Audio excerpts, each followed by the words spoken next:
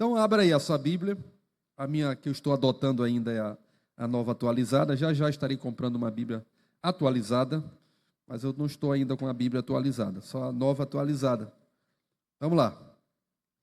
O capítulo 3. Qual é, então, a vantagem do judeu? Ou qual a utilidade da circuncisão? Muita, sobre todos os aspectos. Principalmente porque aos judeus foram confiados os oráculos de Deus. E, então, se alguns não creram, será que a incredulidade deles anulará a fidelidade de Deus? De modo nenhum. Seja Deus verdadeiro e todo ser humano mentiroso, como está escrito, para que seja justificado nas suas palavras e venhas a vencer quando fores julgados. Mas, se a nossa injustiça evidencia a justiça de Deus, que diremos? Seria Deus injusto por aplicar a sua ira? Falo em termos humanos. É claro que não. Do contrário, como Deus julgará o mundo? E se a minha mentira faz com que aumente a verdade de Deus para a sua glória, porque ainda sou condenado como pecador. E por que não dizemos, como alguns caluniosamente afirmam, que o fazemos, pratiquemos o que é mal, para que nos venha o que é bom. A condenação destes é justa. Nós temos aqui os primeiros oito versículos que lemos, né, onde Paulo responde a objeções. Paulo começa no versículo 1, falando do privilégio dos judeus. Nós já até falamos isso, se eu não me engano, na segunda mensagem. Os judeus, eles são um grupo de pessoas que foram chamados por Deus, né? Chamado para os judeus veio por intermédio de Abraão. Ainda quando Abraão morava com a sua família, a gente vai observar isso no capítulo 12 de Gênesis. Abraão provavelmente era um homem que agradava o coração de Deus. Era um homem que temia a Deus, mesmo vivendo numa sociedade corrompida pelo pecado. Mesmo vivendo numa família idólatra. A Bíblia diz que o pai de Abraão, e a cultura, ele era artífice de imagem de escultura. Mas Abraão foi chamado nesse contexto. E Deus, como nós sabemos, a partir do capítulo 12 de Gênesis, faz uma aliança com Abraão, de fazer dele uma grande nação. E Deus, ele cumpriu essa aliança. Tirou Abraão da sua terra, do meio da sua parentela. Abraão peregrinou em terras alheias, que ainda não era sua, mas já era sua por promessa, porque Deus já havia prometido. E Abraão, ele é considerado o pai da fé, porque ele creu no coração, ele acreditou nas promessas, naquilo que ele não conseguia ver pelos olhos físicos, mas ele contemplava pelos olhos espirituais, aquilo que Deus havia prometido, de fazer dele uma grande nação. E Abraão foi pai praticamente com 100 anos de idade. Um milagre de Deus. Sara, sua esposa, tinha 90 anos. Já passado o costume das mulheres do período de engravidar. Mas Deus interveio na história e Sara dá à luz com 90 anos e ela torna-se mãe com essa idade e Abraão com 100 anos. Então, ali começa a nação de Israel. Deus entregou os oráculos aos judeus. Vocês conhecem muito bem a história. Os oráculos foram revelados aos judeus. Foi dos judeus, a partir desse povo, que veio a revelação de Deus a toda a humanidade. Então Paulo começa dizendo aqui, no versículo 1, qual é então a vantagem do judeu? Ele começa interrogando.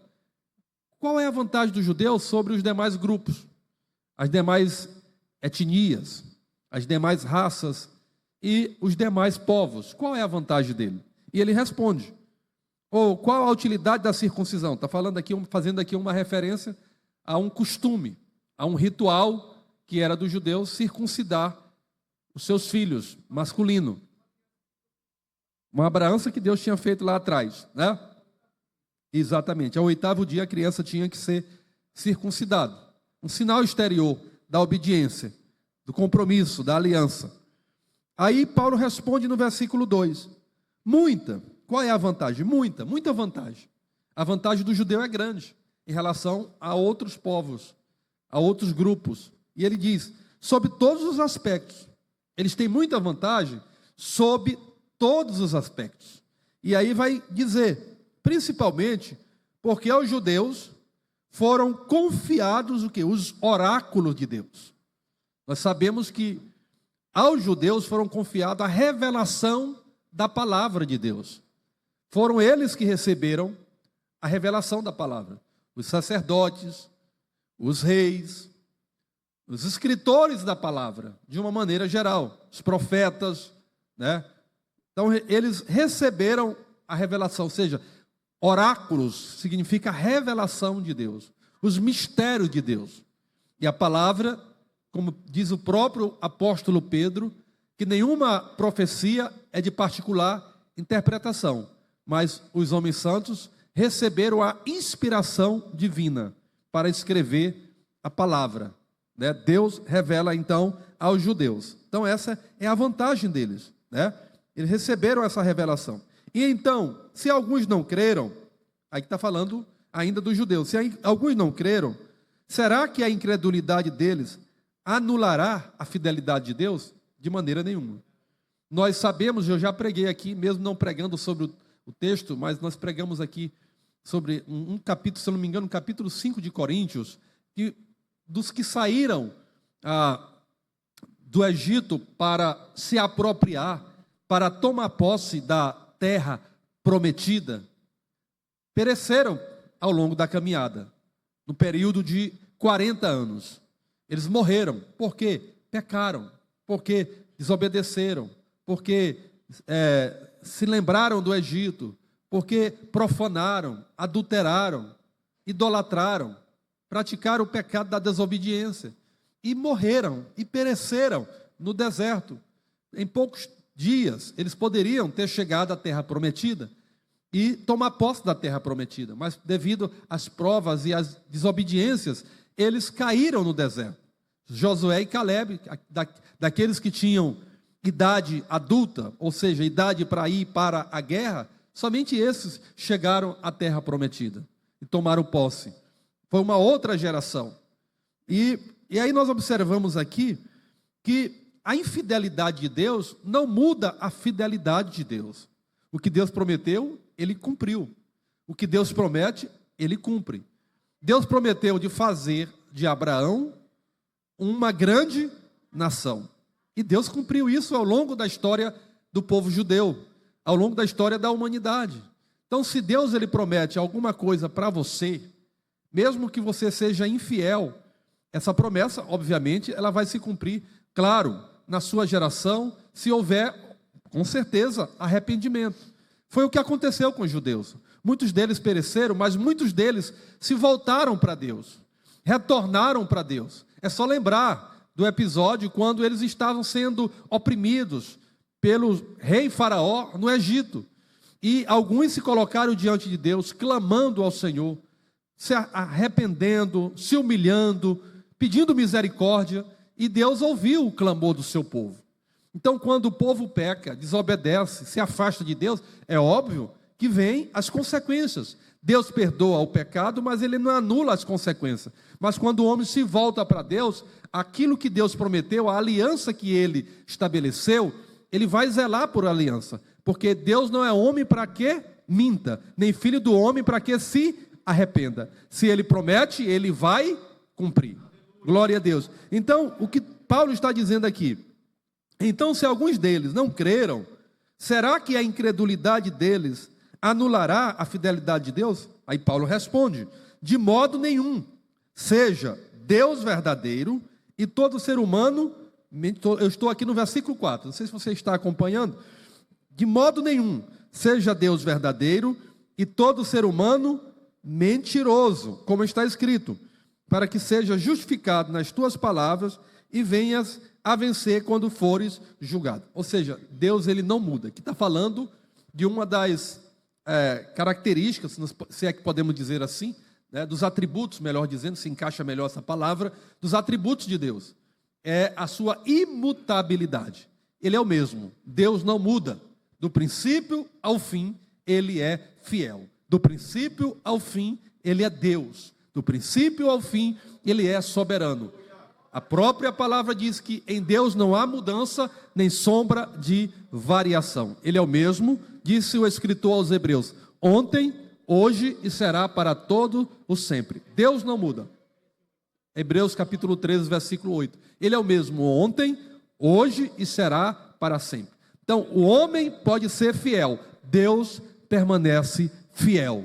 O homem pode ser desobediente, Deus permanece sendo amoroso, misericordioso, compassivo, cheio de misericórdia. Então, se alguns não creram por causa da sua incredulidade, não creram por causa da dureza do coração, mas não é que isso vai mudar a bondade, a misericórdia, a compaixão de Deus. Na hora que o homem se arrepender, reconhecer o seu estado de pecaminosidade, ele vai encontrar em Deus refúgio, ele vai encontrar um Deus de misericórdia, ele vai se deparar com um Deus de compaixão, que vai abraçá-lo, perdoá-lo. Isso é maravilhoso saber, meus irmãos, porque nós não somos merecedores, mas Deus é um Deus de amor, é um Deus de misericórdia, que nos abraça, que nos aceita, que nos ajuda e que nos fortalece. E que mesmo que venhamos a desobedecer a Deus, esperamos que isso não aconteça conosco, isso não vai mudar a essência de Deus. Ele é imutável. Quem está entendendo, diga glória a Deus. Então vamos lá. Mas se a nossa injustiça, aí vamos estar falando Paulo aqui de uma maneira geral, evidencia a justiça de Deus, que diremos, seria Deus injusto por aplicar a sua ira? Falo em termos humanos. Olha, ao mesmo tempo que Paulo fala aqui da bondade, da misericórdia, de que a infidelidade do homem, a falta de crença do judeu não vai mudar a essência de Deus, ele também diz que a injustiça do homem, né, vai fazer a iniquidade do pecador, vai fazer com que Deus aplique a sua justiça. Nós sabemos que tem duas faces aí, assim como a moeda tem duas faces, tem dois lados. Deus é um Deus de amor, que também podemos dizer que Ele é um Deus de misericórdia, porque a Bíblia diz que as misericórdias do Senhor são as causas de nós não sermos consumidos. Nós só estamos aqui servindo a Deus, cultuando a Ele, seguindo a nossa caminhada, carregando a nossa cruz, porque nós fomos alcançados pela misericórdia de Deus. Deus é um Deus de misericórdia. Deus, a quem nós servimos, é um Deus de amor, mas também Ele é um Deus de justiça. Amém, meus irmãos? Então a justiça de Deus virá de forma severa, real, sobre aqueles que são injustos. É isso que está dizendo aqui. Mas se a nossa injustiça evidencia a justiça de Deus, que diremos? Seria Deus injusto por aplicar a sua ira? Fala em termos humanos. É claro que não. Do contrário, como Deus julgará o mundo? Aqui nós observamos nesse texto que todos serão julgados diante de Deus. Ontem, nosso pastor pregando sobre a ressurreição, a revelação da palavra, e lendo lá o texto de Apocalipse, para aqueles que não participarão da primeira ressurreição, porque a primeira ressurreição será para os salvos, mas para aqueles que participarão da segunda ressurreição, que a segunda ressurreição é para aqueles que serão lançados no lago de fogo, vão ressuscitar. E eu achei até interessante o pastor Raposo dizer que seria melhor que não ressuscitasse, porque vão ressuscitar para serem condenados e serem lançados no dia do juízo final, lançados no lago de fogo ardente, onde o bicho não morre. O irmão Flávio está nos ajudando aqui. Um estágio mais avançado de sofrimento, pior sofrimento. Gênero, exatamente. Então, se quiser falar aqui no microfone, pode ficar à vontade, tem outro microfone aqui. Eu disse que vocês poderiam ajudar. Pode dizer aí. Fala para os irmãos ouvir, senhor. Você é teólogo? Não, fique firme.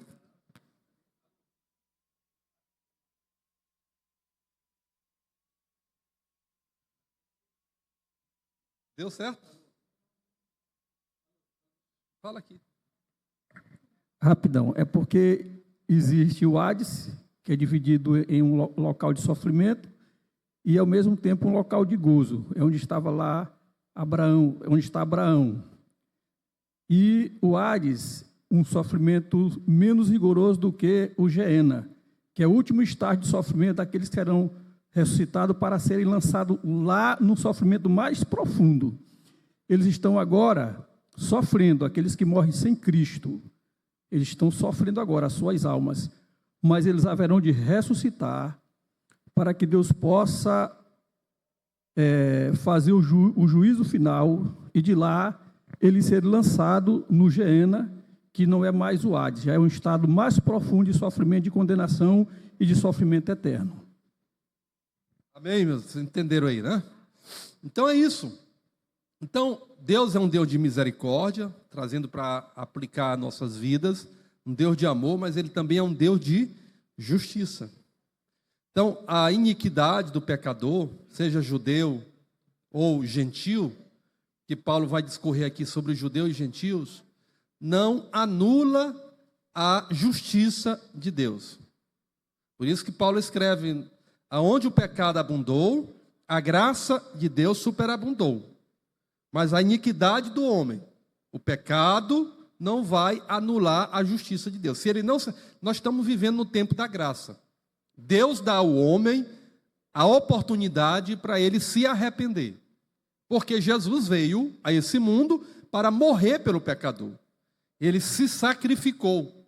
Ele entregou-se a si mesmo, tomando a forma de servo, sendo obediente até a morte e morte de cruz. Por isso que Paulo, escrevendo aos Filipenses, diz que Deus o exaltou soberanamente. Lhe deu um nome que está acima de todo o nome, para que todo joelho se dobre diante dele. Então, ele é um Deus de amor. A porta da graça continua aberta. E nós, como igreja, devemos pregar o amor. Devemos pregar a misericórdia. Devemos pregar a compaixão. Mas dizer também que Deus é um Deus de justiça. Se o pecador desobedece, se o pecador não aceita, vai se cumprir o que está em Hebreus capítulo 2, versículo 3. Como escaparemos nós se negligenciarmos tão grande salvação? Como é que nós vamos escapar? Como é que o homem vai escapar da justiça de Deus se ele negligencia, se ele nega, se ele renuncia, não aceita a tão perfeita salvação que foi dada gratuitamente por intermédio do sacrifício que Jesus Cristo realizou na cruz do Calvário? Ninguém vai escapar da justiça de Deus. E a iniquidade do homem, seja judeu ou gentil, não vai anular a justiça divina. Vamos agora pular para o versículo 8. Versículo 8. O versículo 7 e 8 está dentro desse mesmo contexto que eu acabei de falar. Todos somos pecadores. Aí Paulo diz assim, eu vou ler até o versículo 19, a gente vai comentando em seguida. Que se conclui? Temos nós alguma vantagem? Não, de forma nenhuma. Pois já temos demonstrado que todos, tanto judeus como gregos, estão debaixo do pecado. Ele começa dizendo lá no versículo 1 que os judeus têm muita vantagem, né? E agora ele não está se contradizendo, né? Ele não está se contradizendo. Ele aponta quais são as vantagens dos judeus. As vantagens dos judeus é que eles receberam os oráculos, a revelação, o privilégio da revelação. Mas se alguns não acreditaram, se alguns não creram, sendo judeus, não vai deixar de ser julgado. E aí ele vai agora dizer no versículo 9, eu estou lendo agora, que se conclui?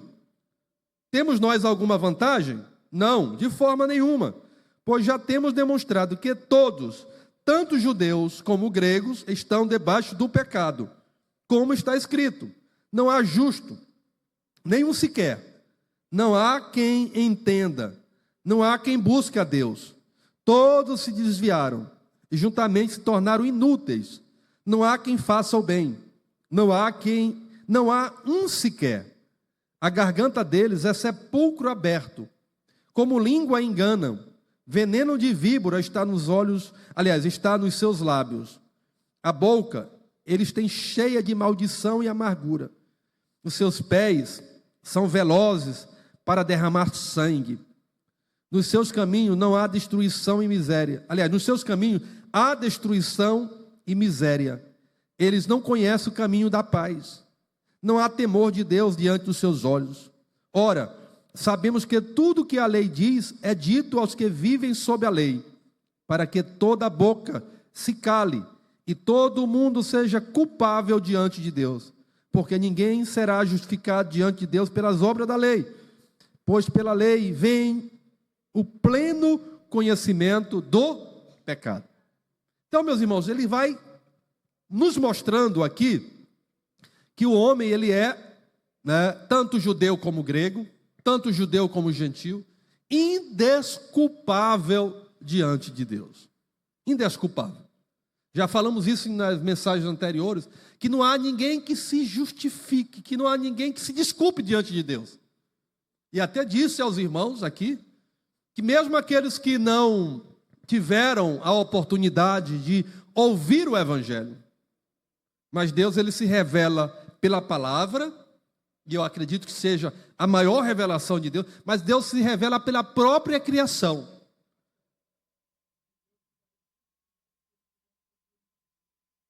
Tornaram-se orgulhosos, exatamente. Viviam só de aparência, da religiosidade, das tradições. Não tinham a essência de Deus na vida. É isso que o irmão Flávio está colocando aqui.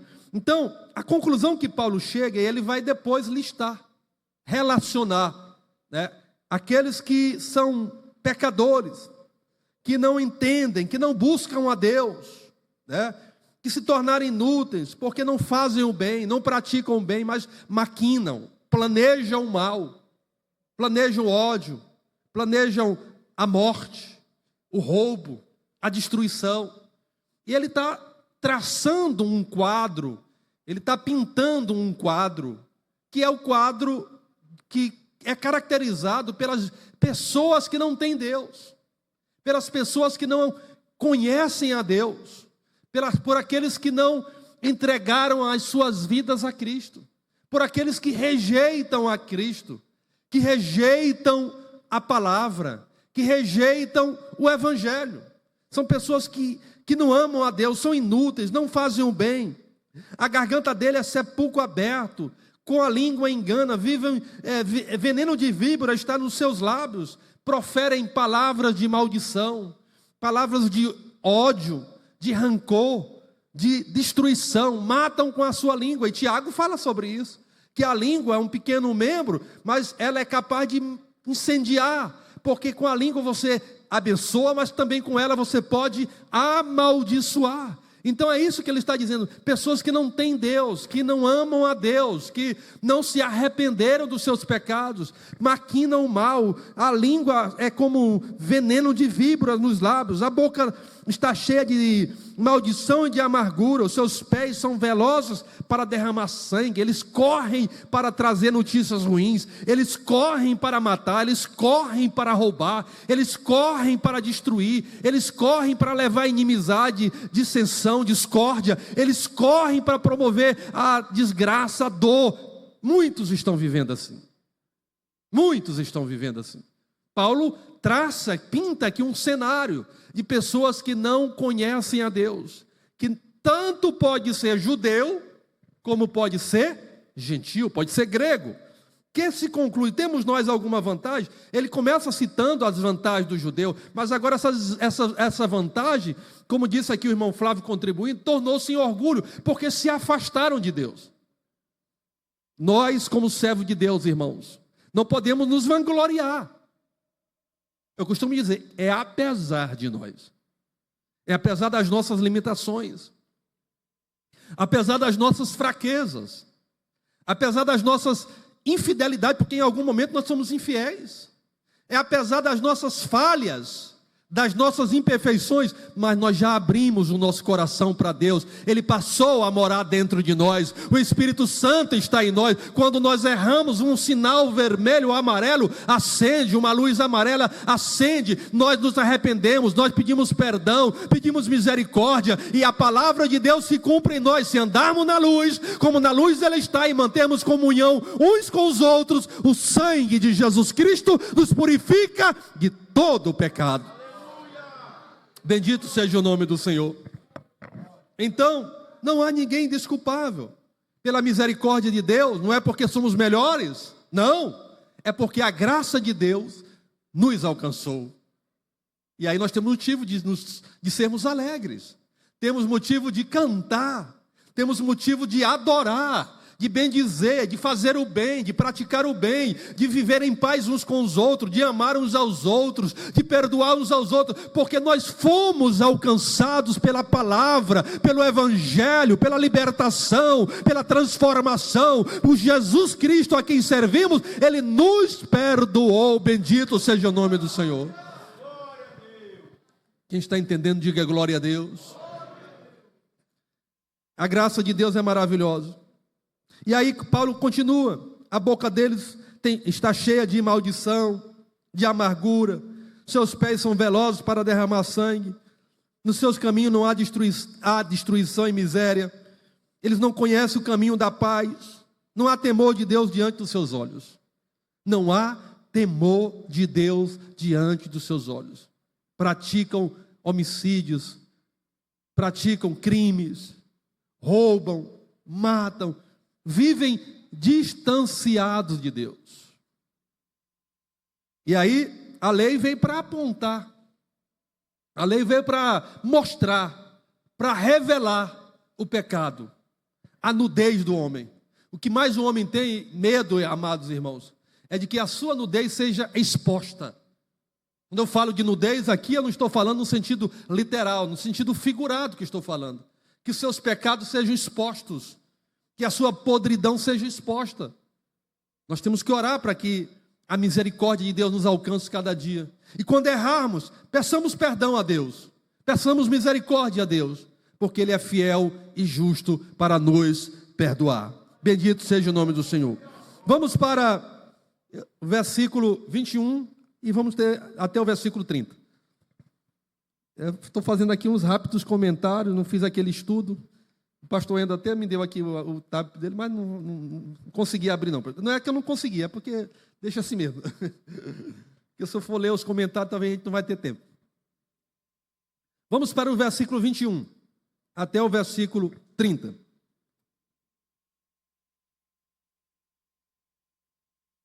Mas antes do versículo 21, deixa eu só ler aqui o versículo 19 e 20, para você entender melhor depois dos versículos seguintes. Ora, sabemos que tudo que a lei diz é dito aos que vivem sob a lei, para que toda boca se cale e todo mundo seja culpável diante de Deus. Porque ninguém será justificado diante de Deus pelas obras da lei, pois pela lei vem o pleno conhecimento do pecado. Paulo já está dizendo aqui que ninguém consegue ser justificado pelas obras da lei. Por isso que ele escreveu aos Efésios, no capítulo 2 e no versículo 8, porque pela graça sois salvos, por meio da fé. E isso não vem de vós, é dom de Deus. Ninguém vai conseguir ser salvo pelas obras.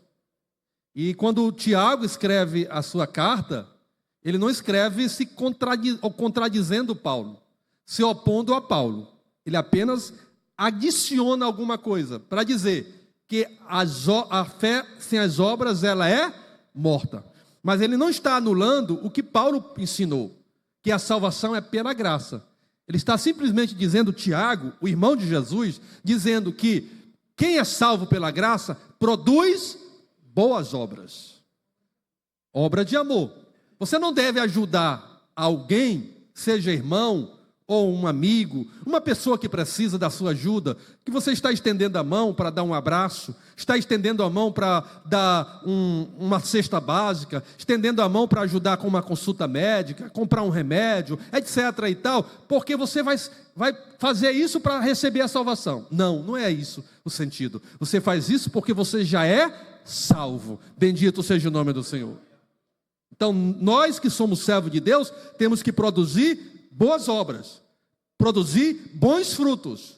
Então, quando está dizendo aqui, Paulo falando aqui no capítulo 3, que a obra da lei não salva, seja as obras, os princípios da lei, né, os dogmas, não vai salvar. O que vai salvar o homem é a graça de Deus, é a misericórdia de Deus, porque pela graça sois salvos por meio da fé. Então nós somos salvos pela graça de Deus. Agora, depois de ter alcançado a salvação, nós vamos agora fazer boas obras, porque já somos salvos, já fomos alcançados por Deus. Espera-se que o cristão produza bons frutos, e entre esses frutos que o cristão vai produzir, está as boas obras. Ajudar o outro, amar, visitar, ajudar, acompanhar, enfim, fazer tudo aquilo que é para o crente fazer. Então vamos agora para o versículo 21, e eu vou ler até o versículo 31. Mas agora, sem lei, a justiça de Deus se manifestou, sendo testemunhada pela lei e pelos profetas. Olha, está dizendo que agora sem lei a justiça de Deus se manifestou, sendo testemunhada pela lei e pelos profetas, sendo testemunhada pela lei. Aqui se refere à lei do Pentateuco, a lei da Bíblia. O Pentateuco era chamado, os 5 primeiros livros da Bíblia, Gênesis, Êxodo, Levítico, Número e Deuteronômio, chamado de lei, chamado de Pentateuco, ou lei, que é a Torá dos judeus. Então, a justiça de Deus foi testemunhada pela lei e foi testemunhada pelos profetas. Os profetas que foram inspirados por Deus para escrever sobre a misericórdia de Deus, sobre Jesus Cristo, o Salvador. Então, é isso que Paulo está dizendo aqui, sendo testemunhada pela lei e pelos profetas. É a justiça de Deus mediante a fé em Jesus Cristo, para todos e sobre todos os que creem, porque não há distinção. Assim como ele disse anteriormente, irmãos, atenção, ó. Assim como ele disse que não há distinção, que não há vantagem, nem para o judeu, nem para o grego, que comete iniquidade, e que essa iniquidade vai levar à justiça de Deus, ele está dizendo agora que não há distinção para que a justiça de Deus no sentido de trazer a justificação para o pecador, no sentido de perdoar o pecador. Não há distinção, Deus salva a todos, seja judeu, seja gentil, rico ou pobre, douto ou indouto. Deus salva a todos, branco ou preto, amarelo ou qualquer raça. Deus salva a todos. É isso que Paulo está dizendo aqui. Pois todos pecaram e carecem da glória de Deus. Exatamente. Tanto os judeus como... Por que salva Deus, salva a todos? Porque a Bíblia diz, versículo 23. Está aqui, leia o versículo 23 aí para mim, por favor.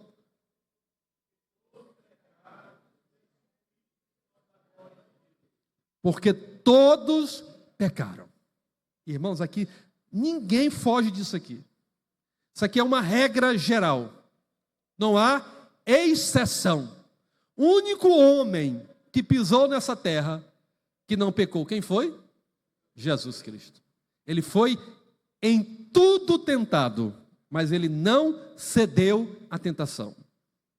Ele é igual a nós, ou quando esteve aqui como homem, foi igual a nós. A única diferença é que ele não pecou. E nem trouxe o pecado de Adão. Ele não herdou o DNA de Adão que eu herdei, que as irmãs herdaram, que os irmãos herdaram, que todos nós herdamos. Todos nós nascemos pecadores. E continuamos sendo pecadores. Mas só que nós somos agora pecadores remidos, transformados, perdoados, redimidos por Cristo. Jesus Cristo, ele não pecou. E nem trouxe consigo o DNA do pecado. Porque o que foi gerado em Maria não foi gerado por uma relação entre um homem e uma mulher. O que foi gerado no ventre de Maria foi gerado pelo Espírito Santo de Deus. Não houve uma relação humana para que o pecado fosse transferido para Cristo. Não, foi concebido pelo Espírito Santo de Deus. Ele veio sem pecado, ele morreu sem pecado, mas ele morreu pelos pecadores. Por isso que está dizendo aqui o apóstolo Paulo.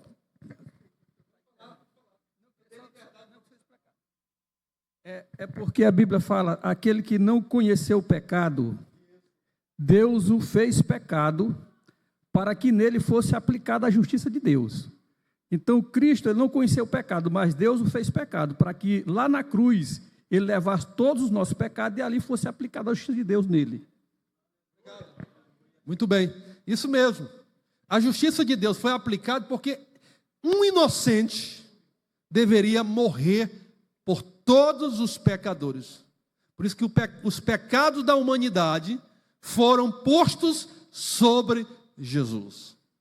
Então ele se tornou maldito em meu e em seu lugar, para que nós pudéssemos alcançar a misericórdia e a justiça. Ali estava a aplicação da justiça, para Deus mostrar: olha, eu estou enviando o meu filho inocente, sem pecado, para morrer, para que você pudesse alcançar de Deus a libertação, a transformação e o perdão dos pecados. De outro modo, nós não conseguiríamos alcançar o perdão dos nossos pecados.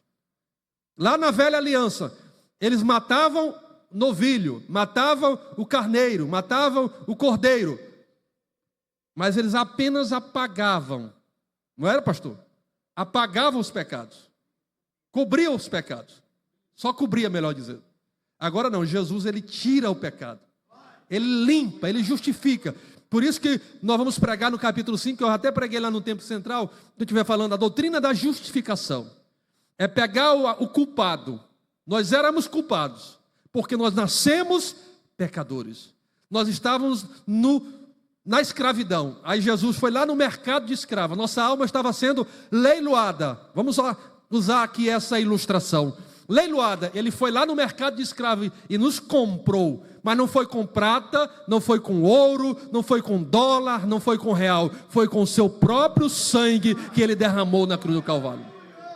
E disse: esse aí me pertence, esta daí me pertence, eu pago o preço. E qual é o preço? É a sua própria vida, é o seu próprio sangue que ele derramou na cruz do Calvário. Glória a Deus por isso. Todos pecaram e destituídos, na minha versão diz, e carecem da glória de Deus. Vamos continuar aqui o versículo 24. E o tempo já está acabando. Pois todos, sendo justificados gratuitamente, por sua graça, mediante a redenção que há em Cristo Jesus, a quem Deus apresentou como propiciação no seu sangue mediante a fé. Deus fez isto para manifestar a sua justiça, por ter ele, na sua tolerância, deixado impunes os pecados anteriormente cometidos, tendo em vista a manifestação da sua justiça no tempo presente, versículo 26, a fim de que o próprio Deus seja justo e justificador daquele que tem fé em Jesus. Onde fica então o orgulho?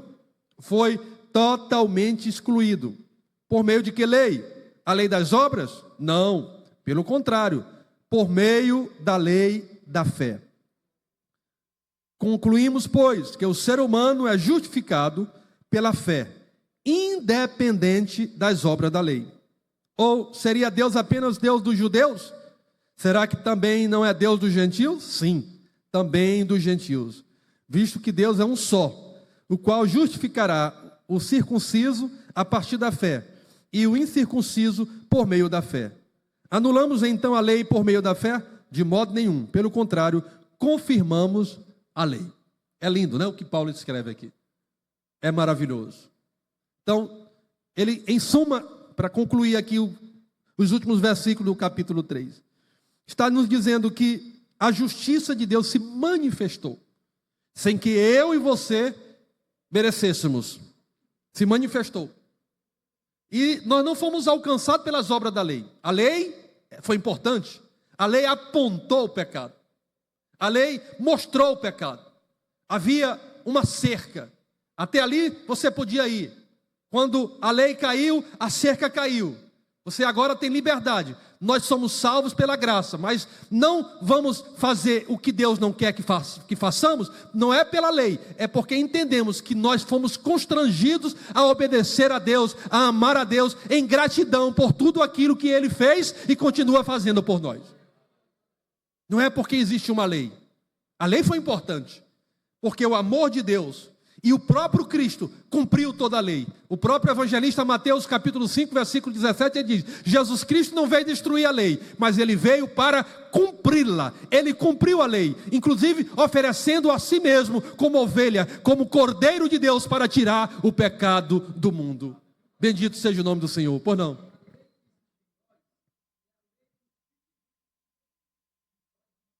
Exatamente.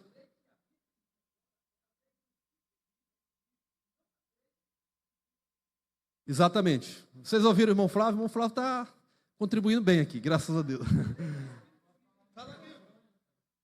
Abra aí, irmãos, em Romanos 8 primeiro, abra aí. Desculpa aí, meus irmãos, eu não gosto de assistir ensino não, irmão, eu sou doente. Porque eu não sei assistir ensino sem participar, eu sou defeituoso nisso aí. Irmão, me perdoe aí. Tá bom, já estou acalmado, o pastor mandando me acalmar. É porque aqui diz assim, ó. Porque, vamos começar do primeiro. Portanto, agora, nenhuma condenação há, conforme o pastor falou, para os que estão em Cristo Jesus, não na lei. Que não andam segundo a carne aqui fala das obras da lei, mas segundo o Espírito. Porque a lei do Espírito de vida em Cristo Jesus, me livrou da lei do pecado e da morte. Amém? O pastor ensinou aqui. Nos livrou da lei, os domínios da lei do pecado que habita na humanidade, e da morte, que é a morte eterna, porque nós passamos a viver na lei do Espírito de vida em Cristo Jesus, que rege a nossa vida. Amém? Amém. Então, queridos, para concluir, obrigado, irmão Flávio. Visto que Deus é um só, o qual justificará, eu estou lendo o versículo 30, o circunciso a partir da fé e o incircunciso por meio da fé. O circunciso fala do judeu, né, que foi circuncidado. E o incircunciso fala do gentio, do pecador, né, daquele que estava irremediavelmente perdido. Mas ambos são justificados pela fé em Cristo Jesus, o nosso Senhor. Meus irmãos, que Deus os abençoe. Leia a carta de Romanos. Eu quero escalar aqui o irmão Flávio para na próxima terça, viu, pastor Wendel? Ensinar o capítulo 4. Está escalado. Você vai desobedecer ao pastor? Você vai desobedecer? Está escalado. E aí o pastor Wendel vai ministrar o capítulo... Não, eu ministro o capítulo 5 e o pastor Wendel ministra o capítulo 6. Aí depois a gente escala outros obreiros. Tá bom? Nas 3 terça-feiras seguidas aí, irmão Flávio na próxima, capítulo 4, aí eu volto com o capítulo 5, pastor Wendel 6, aí depois a gente escala outros obreiros aqui para ministrar os demais. Tá bom? E não se fugir aí o negócio. Viu, irmão? Vocês estão testemunha. Irmão Flávio, na próxima terça, estude o capítulo 4, ajude ele, se eu não estiver aqui também, se eu estiver eu vou ajudar, e pergunte, se quiser perguntar, não só para ele, mas para mim e para qualquer outro aqui, tá bom? Quem recebe essa palavra, diga amém.